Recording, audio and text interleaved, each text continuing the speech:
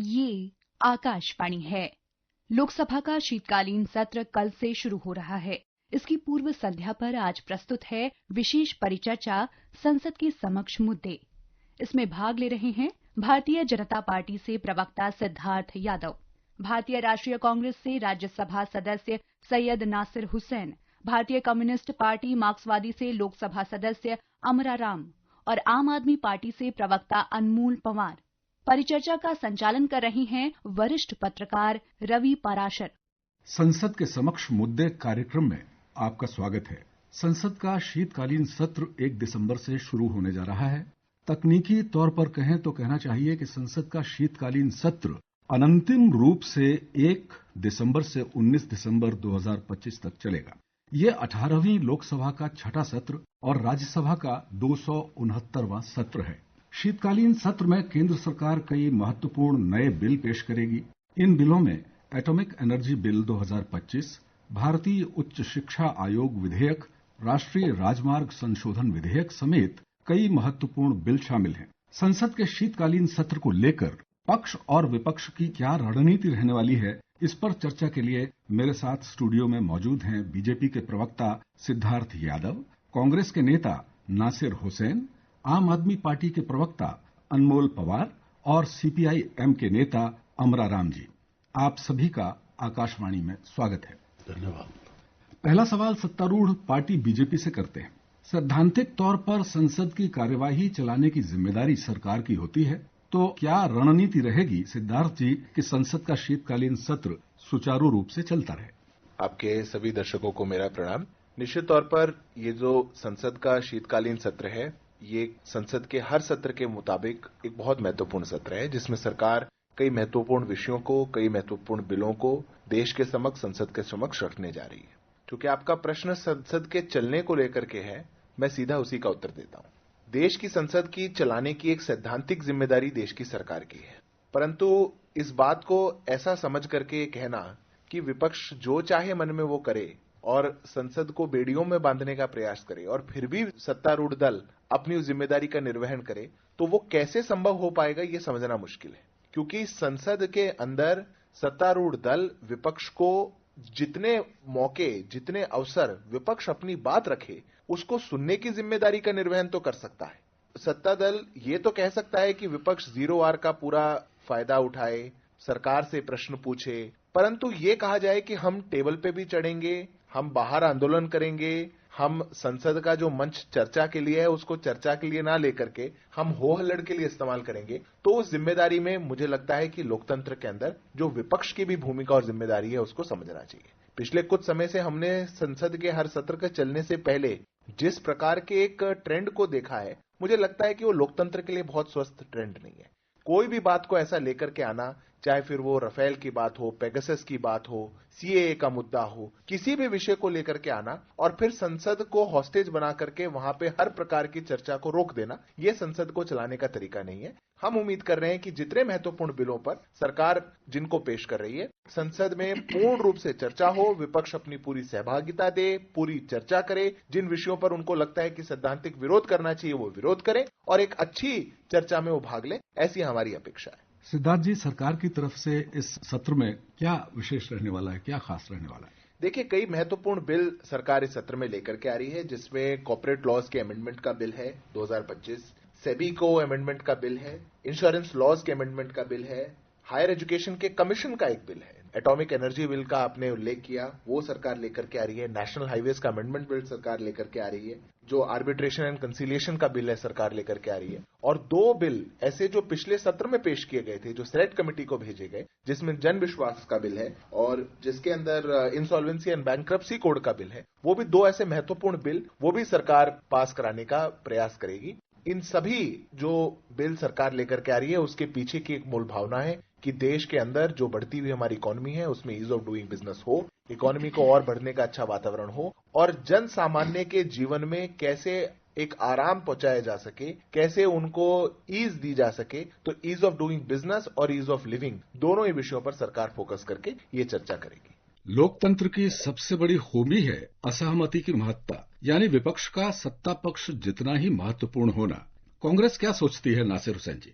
देखिए, parliamentary democracy में opposition का अपना एक रोल होता है। जाहिर सी बात है, हम लोग जब सत्ता में थे केंद्र में और स्टेटों में जब थे, और आज भी कई स्टेटों में हम लोग डायरेक्टली सत्ता में हैं या अलायंस पार्टनर्स के साथ सत्ता में हैं, तो उन स्टेटों में भी हम चाहते हैं कि वाइब्रेंट अपोजिशन रहें, और वाइब्रेंट अपोजिशन रही है। अब जयप्रकाश नारायण जी हो, कम्युनिस्ट पार्टीज उन दिनों में हो, सोशलिस्ट पार्टीज उन दिनों में हो, उसी तरह से कांग्रेस पार्टी और इंडिया अलायंस पार्टनर्स और दूसरे अपोजिशन पार्टीज के साथ मिलकर ये कोशिश करती है कि अपोजिशन वाइब्रेंट रहे, जन के मुद्दे उठाएं, क्योंकि हमारा मानना है और पूरे दुनिया भर में पार्लियामेंट्री डेमोक्रेसीज में देखा गया है, जो पार्टी पावर में रहती है वो कन्वीनियंटली अपने इश्यूज को लेकर आती है in the form of bills. वो चाहती है कि वो सिर्फ उनका काम का शोकेस हो, तो उनको जो है बिल्स के फॉर्म में या अलग अलग रूल्स के तहत उसको लेके आने की कोशिश करती है। हमेशा अपोजिशन ये कोशिश करती है कि जो जन के मुद्दे हैं, जो हादसे हुए हैं, जो पॉलिटिकल डेवलपमेंट्स हुए हैं, जो इश्यूज आए हैं, और जिन मुद्दों को लेके जनता,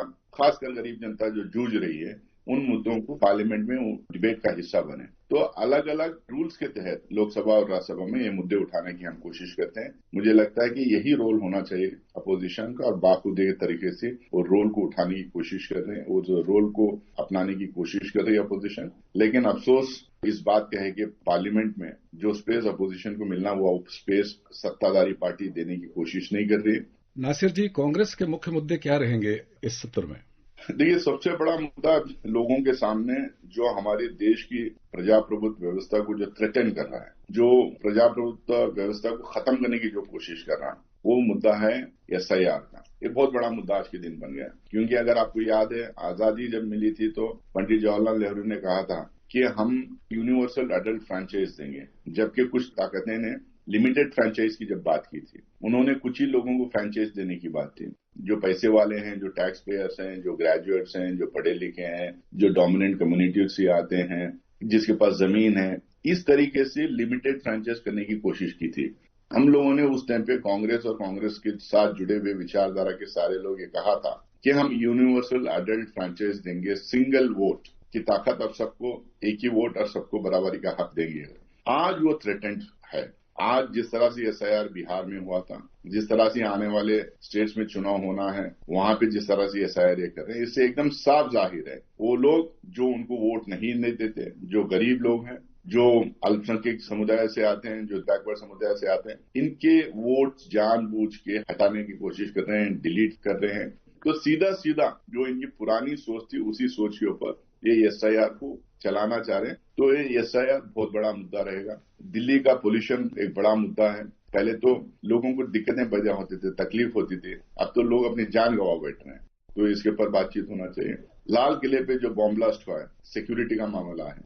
आज सिक्योरिटी इतना बड़ा मुद्दा बन गया है, पहलगाम हो, लाल किला का ब्लास्ट हो, ऐसे कई जगह जो है इलेक्शन के टाइम पे इन मुद्दों को इस्तेमाल कर लेती है, लेकिन इसको रोकने के लिए कोई कोशिश नहीं करती। इंटेलिजेंस फेलियर है, सिक्योरिटी लैब्स है, इसको लेके बातचीत होना चाहिए। और इसी तरह से बहुत सारे मुद्दे हैं हमारे सामने। अनएम्प्लॉयमेंट अभी भी मुद्दा है, फॉरेन पॉलिसी अभी भी मुद्दा है।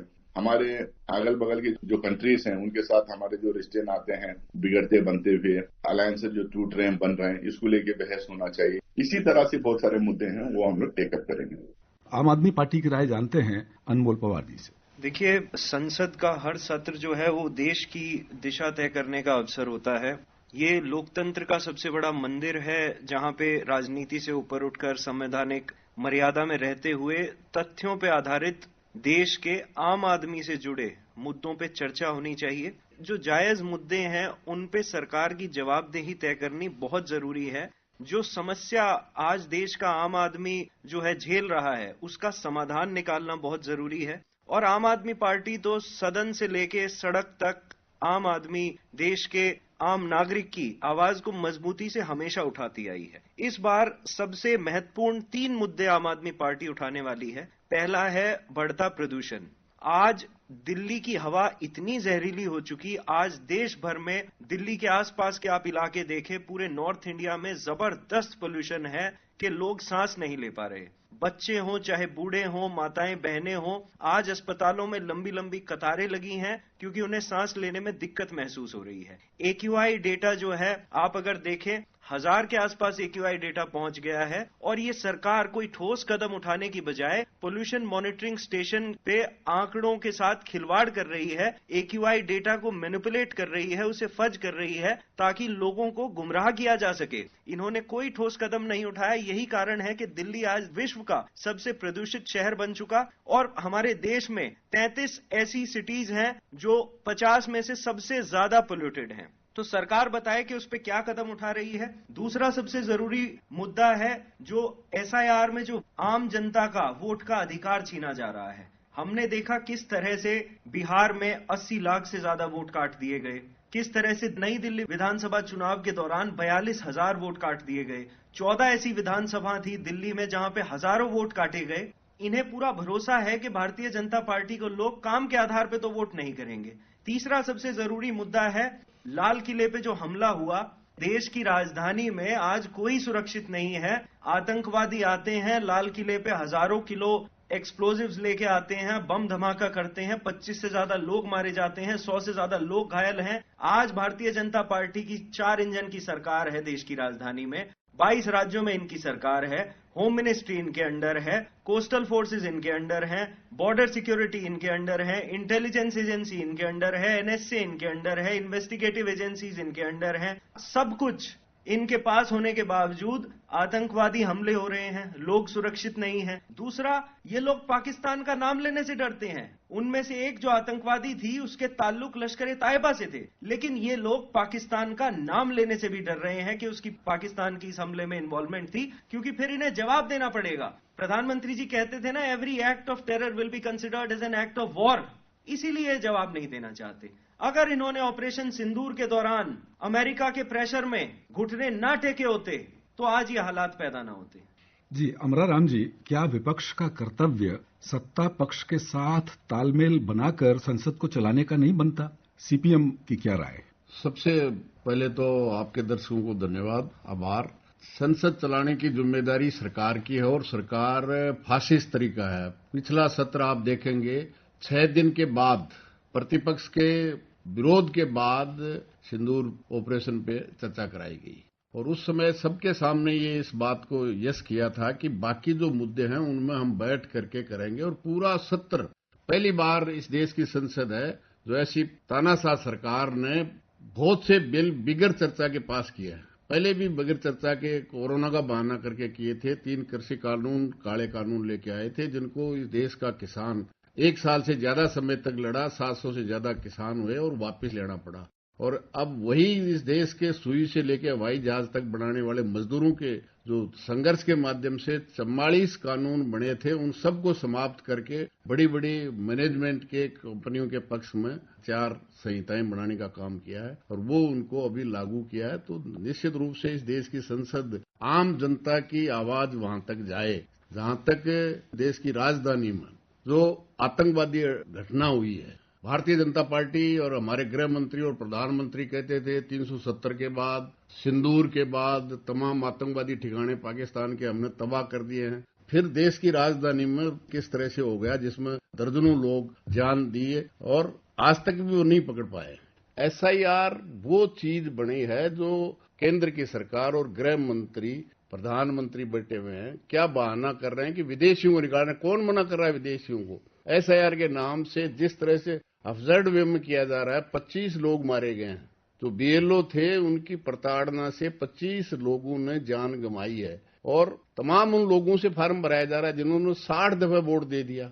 और अगर 80 लाख बिहार में लोग अगर विदेशी थे तो फिर सरकार क्या कर रही थी? और ये चुनाव आयोग का काम नहीं है। इसलिए केवल और केवल विरोधी जो गरीब का वोट प्रतिपक्ष के लोगों के, CPM के और दूसरे लोगों के साथ है, उनको काटने का काम कर रहे हैं। निश्चित रूप से आज जिस तरह से टैरिफ टेरर हो रहा है, हमारे देश के किसानों को तबाह करने के लिए कपास पे 11% आयात शुल्क था जिसको 0 कर दिया। इसी सरकार ने कहा था इस देश के किसान की 2022 में हम आमदनी दूनी कर देंगे। आमदनी तो दूनी नहीं हुई लेकिन आत्महत्याएं दूनी जरूर हो गई। आज MSP पे घोषित होने के बाद में भी 1 किलो भी नहीं खरीदा जा रहा है। बाजरा इस देश के 29 राज्यों में सबसे ज्यादा राजस्थान में होता है। पिछले 11 साढ़े 11 साल में 1 किलो भी नहीं खरीदा गया आज तक।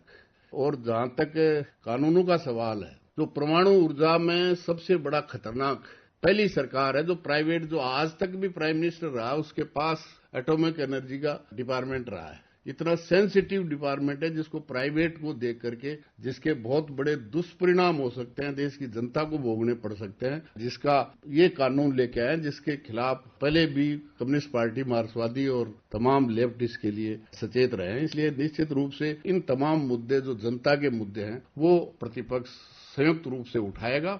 सिद्धार्थ जी से चाहूंगा कि वो आपके तमाम आरोपों का संक्षेप में उत्तर दें। मुझे लगता है संक्षेप का ही समय बचा है, परंतु कुछ उत्तर बड़े आवश्यक हैं तो मैं जरूर उनका देता हूं। पहले तो सरकार बिल को लाती है, चर्चा नहीं करती, ऐसा कई बार कहा गया, तो मैं कुछ डेटा आपके श्रोताओं के लिए रख देता हूं। यूपीए की सरकार में, जिसमें हमारे कम्युनिस्ट पार्टी के साथी उस सरकार में शामिल थे, वहां पर एक बिल 4 मिनट में एवरेज पास किया जाता था, 18 बिल 72 मिनट में।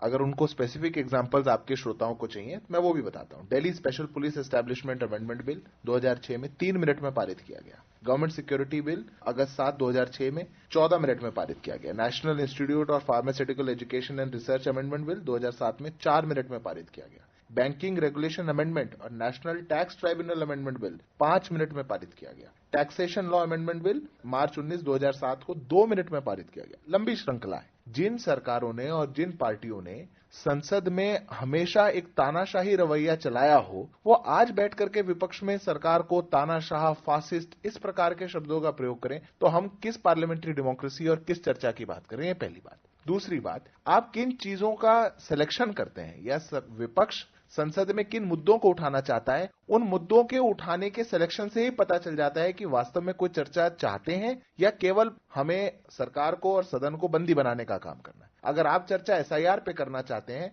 कौन सी चर्चा सदन के अंदर एसआईआर के विषय पर हो सकती है, कृपया उसको बताइए। क्योंकि अगर कोई मामला सुप्रीम कोर्ट में लंबित है तो यह कानून है कि संसद उस पर चर्चा नहीं कर सकता, सबजुडिस विषय पर चर्चा वहां पर नहीं हो सकती, और ना ही इलेक्शन कमीशन को कोई आदेश संसद दे सकता है। तो संसद चर्चा कर लेगा, बिल कर लेगा, तो एसआईआर के विरोध में कोई बिल ला करके पारित किया जा सकता है क्या? अगर ऐसा नहीं हो सकता तो आप एसआईआर का मुद्दा बना करके संसद को फिर क्यों हॉस्टेज बनाना चाहते हैं? आप सड़कों पर गए, जनता ने आपको विरोध कर दिया। आप सुप्रीम कोर्ट में गए, सुप्रीम कोर्ट ने आपको रिजेक्ट कर दिया, पर आप केवल इसको पॉलिटिकल टूल बनाए, ये ठीक नहीं। तीसरी बात, मेरी घोर आपत्ति है इस बात को लेकर के कि हम आकाशवाणी पर बैठ करके चर्चा करें और ऑपरेशन सिंदूर की चर्चा हो और उसमें यह कह दिया जाए कि संसद के अंदर प्रधानमंत्री जी ने सिंदूर पर और अमेरिका पर कुछ नहीं बोला। तो यह बात बिल्कुल अनुचित है, झूठ है, प्रोपागेंडा है और गलत है। क्योंकि पिछले सत्र में संसद में प्रधानमंत्री जी के भाषण को उठा करके हमारे कम्युनिस्ट पार्टी के सांसद को देखना चाहिए। नाम लेकर के संसद के अंदर यह कहा गया कि यह द्विपक्षीय मामला था, इसमें किसी देश का और किसी नेता का कोई उल्लेख नहीं था। देश के प्रधानमंत्री ने कह दिया, देश के फॉरेन सेक्रेटरी ने कह दिया, देश के फॉरेन मिनिस्टर ने कह दिया, देश के सेना अध्यक्षों ने कह दिया, देश के रक्षा मंत्री ने कह दिया, पर उस बात को ना मान करके पॉलिटिकल टूल बना करके अगर विपक्ष ऐसा करना चाहेगा तो मैं फिर दोहराता हूं, ये जो चॉइस ऑफ सिलेक्शन है, चूंकि आपको विरोध का कोई और आधार नहीं मिलता, पर हम संसद को ना चलने दे, सरकार की बेहतरी के लिए कानून ना आ सके, सरकार के जो टैक्स पेयर्स हैं उनके पैसे को हम खर्च होने की बर्बादी की ओर लेकर के जाएं और संसद को हॉस्टेज बनाएं, ये विपक्ष की भूमिका नहीं हो सकती। विपक्ष को भूमिका का आकलन करना चाहिए और चीज को बेहतर बनाना चाहिए। नासिर जी, संसद की कार्यवाही का आजकल सीधा प्रसारण होता है, ऐसे में विरोध के नाम पर कार्यवाही ठप कराने के लिए अमर्यादित माहौल बनाने के दृश्य लोग सीधे सीधे देखते हैं। विपक्ष की छवि धूमिल होती है, ऐसा बहुत से लोग मानते हैं। आप क्या मानते हैं? देखिए, इलेक्ट्रॉनिक मीडिया जो नैरेटिव बिल्डअप करना चाह रही है कि अपोजिशन पार्टीज या अपोजिशन लीडर्स की छवि खराब हो रही है, पार्लियामेंट्री डेमोक्रेसी में और पार्लियामेंट्री प्रैक्टिसेस में ये तरीके अपनाए जाते हैं लोगों को अवगत कराने के लिए, लोगों को अवेयर कराने के लिए। लोगों को कैसा पता चलेगा कि हम ये मुद्दे उठा रहे हैं? लोगों को कैसा पता चलेगा ये मुद्दे ज्यादा इंपॉर्टेंट है? लोगों को कैसा पता चलेगा कि हम उनके मुद्दे उठा रहे हैं? ये सब तरीके हैं। स्वर्गीय सुषमा स्वराज जी और स्वर्गीय अरुण जेटली जी ने क्या कहा था कि this are form of democratic practices, parliamentary practices करके उन्होंने खुद ने कहा था, ये मैं नहीं कह रहा हूं। तो मैं ये नहीं कह रहा हूं कि वायलेंस होना चाहिए, मैं कह रहा हूं कि अनपार्लियामेंट्री प्रैक्टिसेस को अपनाना चाहिए, लेकिन पार्लियामेंट्री डेमोक्रेसी में और पार्लियामेंट्री प्रैक्टिसेस एंड कन्वेंशंस में ये सब तरीके अपनाए गए हैं अपनी बात रखने के लिए। और सरकार भी उन दिनों में, अगर आप पार्लियामेंट्री हिस्ट्री और डिबेट्स के पन्ने उठा के आप देखेंगे तो आपको पता चलेगा किस तरह से पिछले सरकारें अपोजिशन के व्यूज को, ओपिनियंस को, मुद्दों को अकोमोडेट करते थे। ये डिक्टेटोरियल तरीके से अगर कोई पार्लियामेंट चलाना चाह रहा है तो उसके लिए फिर सड़कों पे उतरना पड़ेगा हम लोग को। अनमोल जी, विरोध शांतिपूर्ण भी हो सकता है, सांकेतिक भी हो सकता है, सड़क पर उतर के मर्यादित तरीके से भी हो सकता है। तो संसद की कार्यवाही चलाने पर हर मिनट लाखों रुपए का खर्च आता है और ये पैसा जनता का है। विरोध जताकर कार्रवाई ठप कराने से देश के खजाने का नुकसान होता है। इस पर क्या कहेंगे? और जो सिद्धार्थ जी ने कहा है उस पर आप क्या कहना चाहेंगे? देखिए, पहले मैं सिद्धार्थ जी की बातों का भी जवाब दूंगा। सबसे गौर करने वाली बात यह है कि जहां जहां चुनाव होता है वहां वहां इन्हें घुसपैठिए दिखने लगते हैं और ये एसआईआर की प्रक्रिया को शुरू कर देते हैं। इनसे कोई ये पूछे कि अगस्त 2014 में जब नरेंद्र मोदी जी ने सिरमपुर वेस्ट बंगाल में रैली की थी तो उन्होंने कहा था कि जी 1 महीने बाद जब सरकार आएगी तो सारे घुसपैठिए अपना बैग पैक कर लें और हम उन्हें बाहर का रास्ता दिखाएंगे। आज 12 साल हो गए, 12 साल में घुसपैठियों को बाहर नहीं निकाल पाए। और फिर आप जो है सुप्रीम कोर्ट की आपने बीच में जिक्र किया कि सुप्रीम कोर्ट ने कहा कि प्रक्रिया असंवैधानिक नहीं है। बिल्कुल सुप्रीम कोर्ट ने ऐसा कहा, लेकिन साथ ही सुप्रीम कोर्ट ने यह भी कहा कि आप जो है इस प्रक्रिया के तहत किसी की नागरिकता नहीं जांचेंगे। नागरिकता जांचने का काम जो है वो इलेक्शन कमीशन का नहीं है, वो होम मिनिस्ट्री का है। दूसरी बात, आज पूरे देश में देखिए आप बीएलओज जो हैं वो मारे जा रहे हैं। 20 से ज्यादा बीएलओज, बूथ लेवल ऑफिसर, जिनके ऊपर दबाव बनाया जा रहा है। वेस्ट बंगाल में 3, राजस्थान में, गुजरात में, मध्य प्रदेश में, सब जगह उनके ऊपर दबाव बनाया जा रहा है इस प्रक्रिया को 1 महीने में पूरा करने का। तीसरी बात, अभी हमारे बीजेपी के जो साथी हैं उन्होंने कहा, जो खुद भी पेशे से वकील हैं, उन्होंने कहा कि जी संसद में एसआईआर की हम जो है चर्चा नहीं कर सकते क्योंकि मामला माननीय सर्वोच्च न्यायालय में लंबित है। तो मैं इन्हें कहूंगा रूल 352(2) पढ़ें लोकसभा रूल्स का, जिसके तहत बाध्य नहीं है, संसद में चर्चा की जा सकती है। पहले भी राफेल के दौरान भी चर्चा हुई जब मामले लंबित थे, जब 3 काले कृषि कानून जो इन्होंने वापस लिए उस समय भी चर्चा की गई, 370 पे भी चर्चा की गई, डिमोनेटाइजेशन पे भी चर्चा की गई। समस्या ये है कि ये जवाब नहीं देना चाहते, ये नहीं चाहते कि इनकी जवाबदेही तय की जाए। इनसे केवल एक सवाल पूछा गया था कि आखिर क्यों नरेंद्र मोदी जी ने अमेरिका के डोनाल्ड ट्रंप के प्रेशर में पाकिस्तान के सामने घुटने टेके, जब वो खुद कहते थे कि जी पाकिस्तान के साथ कोई संवाद नहीं होगा, जब देश के गृह मंत्री कहते थे पाकिस्तान से कोई संवाद नहीं होगा, जब देश के रक्षा मंत्री कहते थे पाकिस्तान से कोई संवाद नहीं होगा। आज वही पाकिस्तान अपने आतंकवादियों को भेज रहा है, लश्कर ए तैयबा के आतंकवादी लाल किले पे हमला करते हैं और ये सरकार पाकिस्तान का नाम लेने से भी डरती है क्योंकि इसे जवाब देना पड़ेगा कि देश के प्रधानमंत्री ने जब ये कहा था कि every act of terror will be considered as an act of war, तो उस पे क्या जवाब है इनका? अमराराम जी, संवैधानिक संस्थाओं जिनमें सरकार भी शामिल है, उनके प्रति सिर्फ और सिर्फ अविश्वास जताना कितना सही है?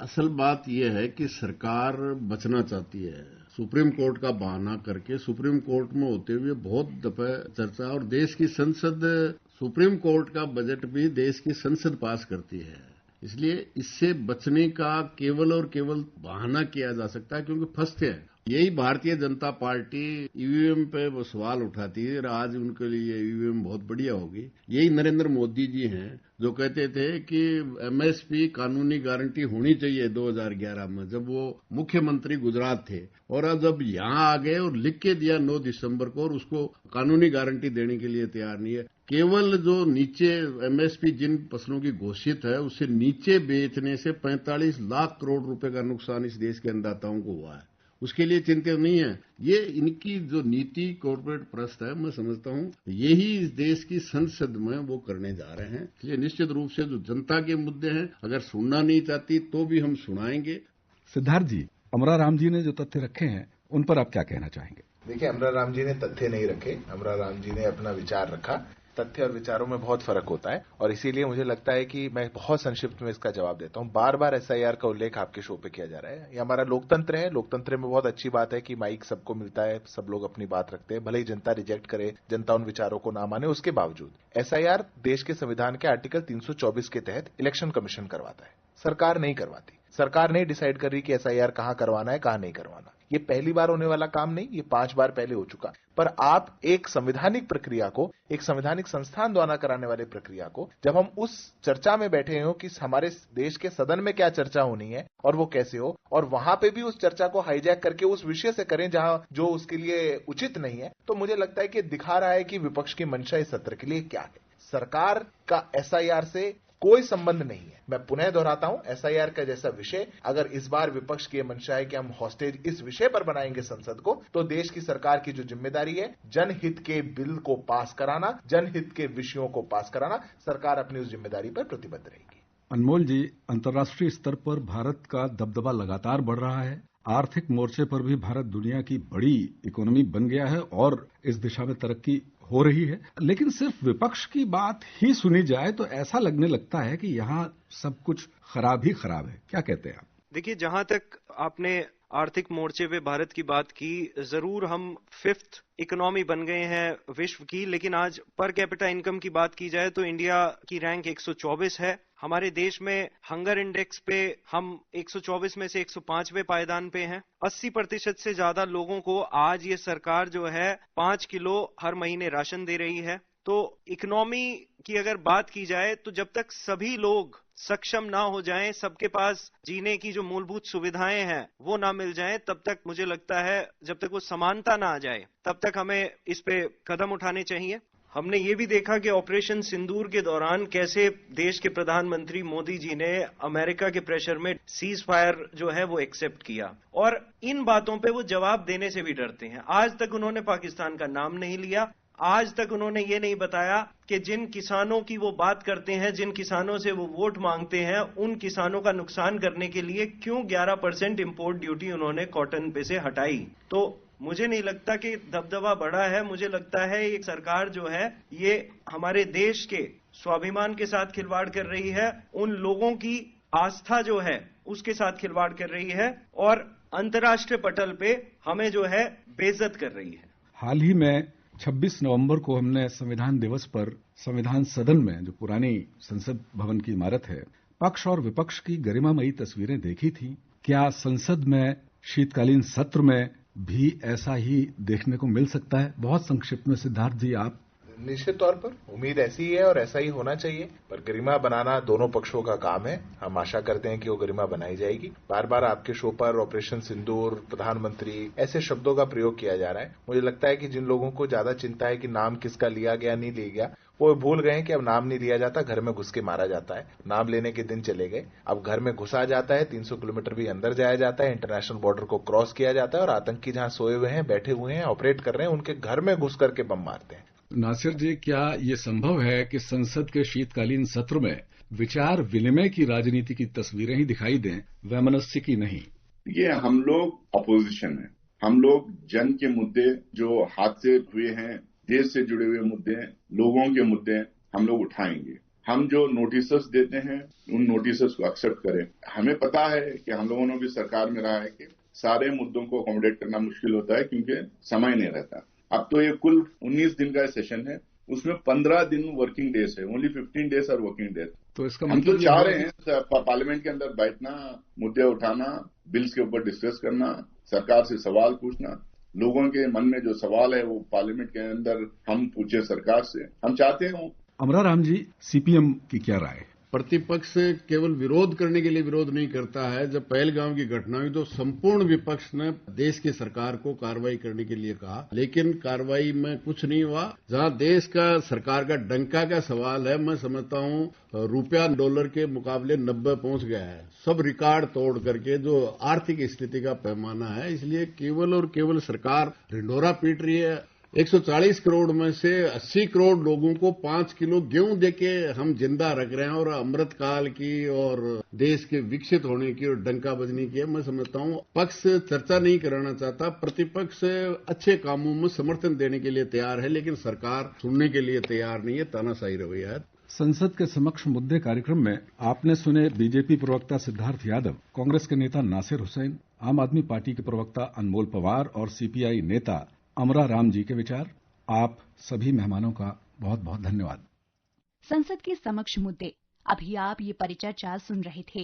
इसमें भाग ले रहे थे भारतीय जनता पार्टी से प्रवक्ता सिद्धार्थ यादव, भारतीय राष्ट्रीय कांग्रेस से राज्यसभा सदस्य सैयद नासिर हुसैन, भारतीय कम्युनिस्ट पार्टी मार्क्सवादी से लोकसभा सदस्य अमरा राम और आम आदमी पार्टी से प्रवक्ता अनमोल पंवार। परिचर्चा का संचालन कर रहे थे वरिष्ठ पत्रकार रवि पराशर।